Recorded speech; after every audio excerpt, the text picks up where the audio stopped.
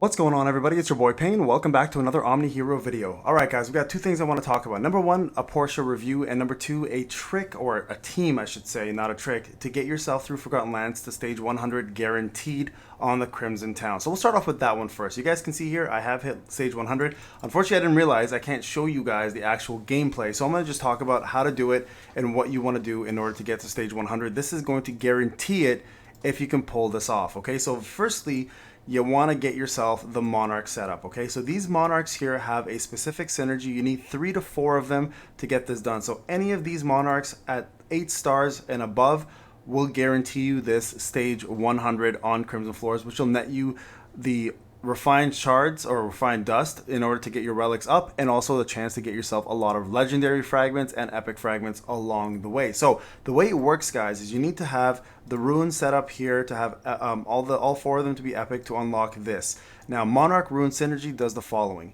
Synergy mates will not exceed 60% of their damage in one single instance. The beauty of this stage is it's only single target damage. All they do is just do single target damage every time. The only thing you need to do is have a counterattack to Solomon. So any counter hero, Katarina specifically I believe was the best one. You can use her and just completely counter him and he won't even be a factor.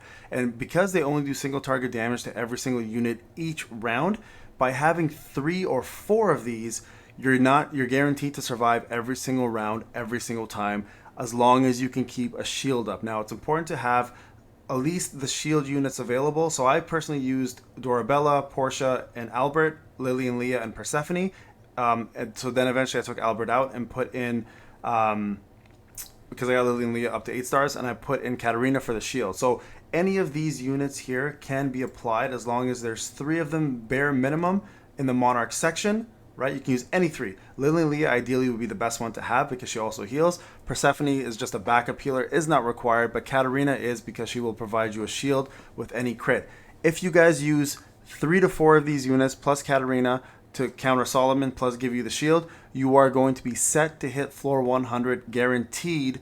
Every single attempt you'll finish floor. It's almost no chance for you to die. So unless you're like completely undergeared and you don't have anything available to you and you're really low level, then that's a whole different story, obviously. But if you're at least like level 55-ish and you have like epic gear on with this setup, you are going to fly through this content very, very quickly, and you're going to guarantee yourself that 100 spot. Now, the beauty of that, of course, is the fact that when you get into the Forgotten Lands, every time you farm, it's obviously going to net you more of these refined shards for your relics, which will boost your power. And then obviously, whenever you do this, you'll have a better chance at getting legendaries because you have now completed the 100 floors, which nets you a better chance to get these legendary fragments as well as epic ones. So very, very easy, guys, to complete. Jump in, try it out, and let me know if it works for you. Now, the second thing I want to do is talk about Portia and if she's worthwhile having. So we're going to do something. We're going to go into the Lost City here.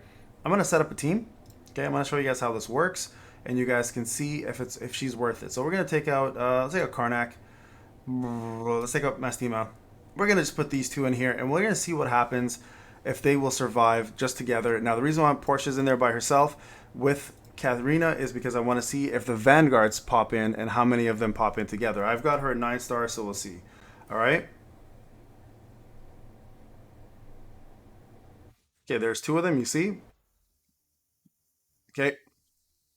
Now watch what happens, okay? They're all shielded, and you guys can see now you have a little bit of an army of yours just kicking around. Now, they don't explode unless they die, okay? Just so you guys are aware. So reflect is really good for this. Like you see, they got hit there.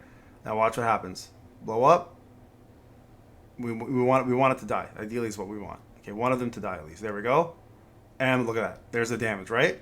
And then she'll do this, which is really good backline damage, by the way, if she connects at all. There you go. Like really, really good damage there. And the reflect, of course, hurts. So that part does suck.